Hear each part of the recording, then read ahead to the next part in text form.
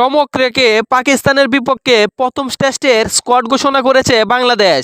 বাংলাদেশের স্কোয়াড, ম্যাচের সময়সূচি এবং যেভাবে লাইভ দেখবেন দেখুন।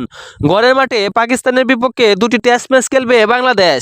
এই ম্যাচ দিয়ে টেস্টে অভিষেক হতে পারে তানজিদ হাসান তামিম ও অমিত হাসানের। সাদা বলে ক্রিকেটে নিজেকে প্রমাণ করার পর এবার টেস্ট দলে ডাক পেয়েছেন তানজিদ হাসান তামিম। এদিকে ঘরোয়া ক্রিকেটে রানের পাহাড় গড়ে নির্বাচকদের নজর কেড়েছেন অমিত হাসান। 2019 সালে অভিষেকের পর 82টি প্রথম শ্রেণীর ম্যাচে 23 বছর বয়সী এই ডানহাতি মিডল অর্ডার ব্যাটসম্যানের গড় প্রায় 49।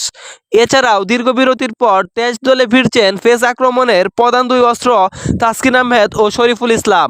এছাড়া প্রায় 1 বছর পরে দলে ফিরছেন অফ স্পিনার নাঈম হাসান। তো এক নজরে দেখে নেই পাকিস্তানের বিপক্ষে বাংলাদেশের টেস্ট স্কোয়াড। নাজমুল হোসেন শান্ত অধিনায়ক,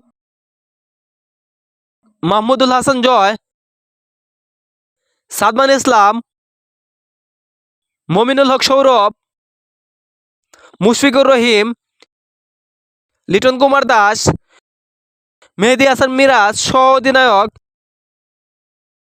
তাজুল ইসলাম, নাঈম হাসান, এবাদত হোসেন, শরীফুল ইসলাম, তাসকিন আহমেদ, নাহিদ রানা, তানজিদ হাসান তামিম ও অমিত হাসান। এবার দেখে নেই ম্যাচের সময়সূচি এবং যেভাবে লাইভ দেখা যাবে।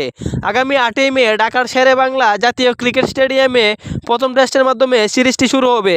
এরপর 16 মে থেকে সিলেট আন্তর্জাতিক ক্রিকেট স্টেডিয়ামে দ্বিতীয় টেস্ট অনুষ্ঠিত হবে। সরাসরি টিভিতে লাইভ দেখতে পারবেন টি স্পোর্টসে, এবং মোবাইলে যারা খেলা দেখবেন তারা ডাউনলোড করে রাখতে পারেন ট্রফি অ্যাপ।